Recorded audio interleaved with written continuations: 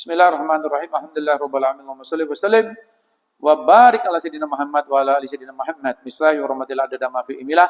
Salatan wa salaman daimaini bidangkalah wa ala alihi wasallam.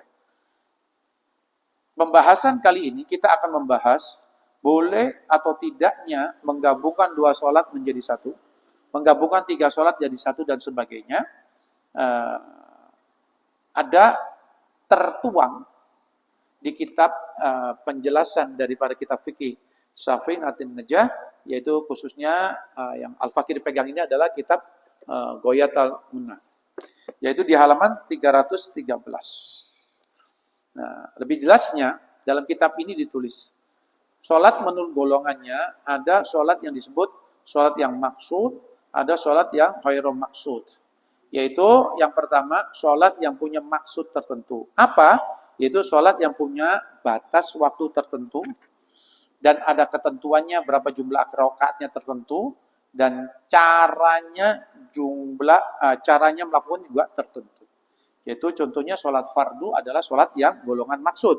Karena waktunya tertentu, jumlah rakaatnya tertentu, ya cara melakukannya tertentu.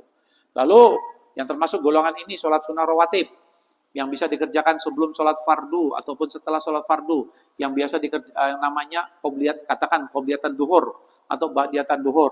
Lalu termasuk golongan ini adalah gerhana matahari, gerhana bulan, Idul Fitri, Idul Adha, sholat duha, sholat tahajud, witir, seperti itu.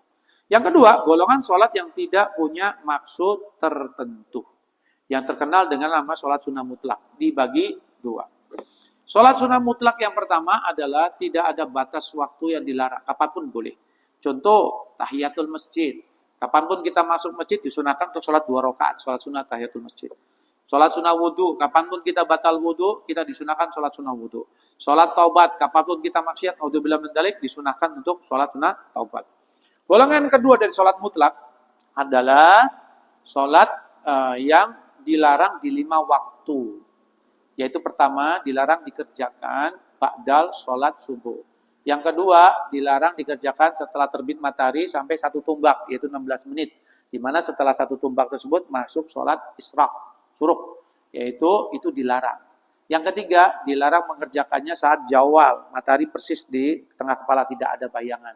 Yang keempat, dilarang ba'dal sholat asar. Yang kelima, dilarang mengerjakan sholat itu sesaat menjelang masuk maghrib. Yaitu sholat tersebut yang dilarang, sholat mutlak yang dilarang tersebut adalah sholat hajat, istikharah, ihram, safar. Itu dilarang.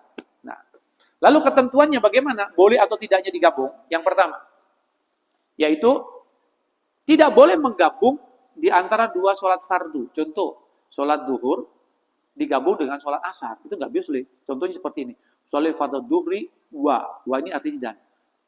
Fardul asri lillahi ta'ala. Nggak bisa. Saya mau sholat duhur 4 rakaat dan digabung dengan sholat asar 4 rakaat. Jadi 1 sholat. Nggak bisa. Karena dua-duanya golongan sholat yang punya maksud tertentu. Kedua, yang tidak diperbolehkan kembali adalah 2 sholat sunnah yang punya maksud tertentu. Itu tidak bisa digabungkan. Contoh, yaitu tadi contohnya bahas sholat sunnah rawatib. Yaitu qobliyatan sama ba'diyah digabung. Usolli sunatan qobliyatan duhri wa ba'diyatan duhri. Tidak bisa. Karena dua-duanya punya maksud tertentu. Yang ketiga, yaitu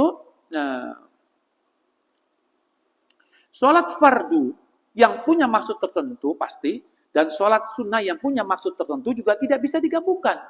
Contoh, sholat fardu duhur digabung dengan sholat sunnah yang punya maksud tertentu, ba'diyatan duhur. Contohnya setelah kita sholat sholat duhur, kita mengatakan gini, usolli fardhu duhri wa ba'diyatan duhri. Tidak bisa. Atau usolli sunatan qobliyatan duhri wa fardu duhri. Itu tidak bisa. Karena sholat fardu itu punya waktu tertentu, dan sholat rawatib yang sebelum dan sesudah fardu juga punya waktu tertentu.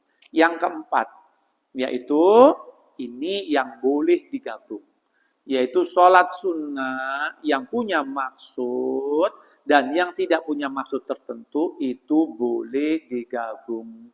Contoh, kita masuk masjid, kita melakukan sholat qobliyatan subuh misalnya.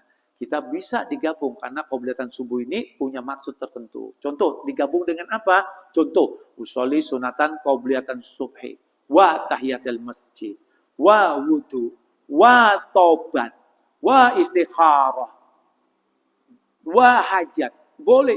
Jadi kalau kita misal menggabungkan sholat sunnah yang punya waktu tertentu dengan sholat sunnah yang tidak punya waktu tertentu, misalnya kita menggabungkan 3 macam jenis sholat, yaitu contoh ya, sholat sunatan qobliyatan subuh, wa tahiyatul masjid, wal wudu.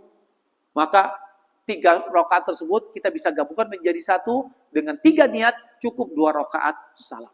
Atau dengan 4 jenis macam sholat sunnah.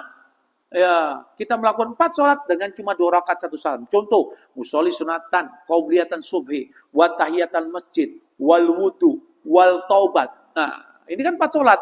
Bisa digabung menjadi 2 rakaat salam saja kita mendapatkan 4 pahala tersebut. Kenapa? Karena menggabungkan sholat qobliyatan subuh yang punya maksud tertentu digabungkan dengan jenis sholat yang tidak punya waktu tertentu. Nah, itu diperbolehkan. Kedua, yang kelima, yang terakhir, yaitu bisa menggabungkan sholat sunnah yang tidak mempunyai waktu tertentu, yaitu sholat ghairi maksud, tidak punya maksud tertentu, dengan sholat sunnah yang ghairu maksud, tidak punya maksud tertentu juga. Maka berapapun jumlah sholat sunat tersebut digabungkan menjadi satu bisa. Asalkan kalau kita ini menggabungkan yaitu sholat sunat tersebut, ya itu yang diperbolehkan, yaitu kalau kita mengerjakannya di waktu yang tidak dilarang, maka bisa menggabungkan yaitu sholat sunnah, yaitu sholat sunnah mutlak yang tidak ada larangan pada waktu tersebut dengan sholat sunnah yang ada larangan di 5 waktu larang tersebut. Kalau kita mengerjakannya di waktu yang tidak dilarang, maka boleh digabungkan. Contoh, waktu duha. Kita mengerjakan setelah duha selesai, kita masuk masjid, misalnya kita sholat seperti ini. Usolli sunatan tahiyatul masjid, wal wudu, wal tobat, wal istikharah, wal hajat. Itu boleh. Ya, itu boleh. Maka beberapa sholat tersebut, 4 sholat, 5 sholat kita gabung di waktu duha, maka tetap kita mengerjakannya cuma 2 rakaat. Karena semua golongan sholat tersebut adalah golongan sholat yang tidak, sholat sunnah yang tidak punya maksud tertentu. Sehingga kita ini walaupun 4 sholat, 5 sholat yang kita gabung, tetap dikerjakan cuma 2 rakaat salam dan kita mendapatkan pahala sesuai dengan jumlah sholat yang kita gabung, sesuai dengan sholat yang kita niatkan yang dari kita gabung tersebut. Untuk lebih jelasnya, contoh. Nah, habis sholat isya ini loh. Habis sholat isya kita belum tidur, kita mau sholat taubat misalnya. Kita berwudu, kita batal wudu. Kita pas lagi misalnya kita di rumah katakan. Kita ini mau sholat taubat misalnya. Maka setelah wudu kita niatnya apa? Usolli sunatan wudu, wa taubat, tambah lagi wal hajat. Atau tambah lagi wal istikharah. Habis sholat isya, habis sholat subuh isya tadi. Maka bayangkan, coba lihat. Kita menggabungkan 4 sholat. Usolli sunatan wudu, hajat, taubat, istikharah. 4 sholat, yaitu kita kerjakan cuma 2 rakaat. Kita mendapatkan pahala 4 sholat tersebut, kita kerjakan hanya dengan 2 rakaat 1 salam. Kenapa bisa digabung? Karena ini adalah sholat-sholat sunnah yang tidak punya maksud tertentu semuanya. Wallahu a'lam bishawab. Mudah-mudahan yang sedikit ini bisa kita amalkan dalam kehidupan sehari-hari, kita sehingga bisa melakukan sesuai dengan porsinya, sesuai dengan ilmu syariat yang sudah ditentukan. Seperti itu. Semoga Allah Subhanahu wa taala memudahkan kita semua. Wallahu a'lam bishawab. Anakum bihamdika asyhadu an la ilaha illa anta astaghfiruka wa atubu ilaik. Assalamualaikum warahmatullahi wabarakatuh.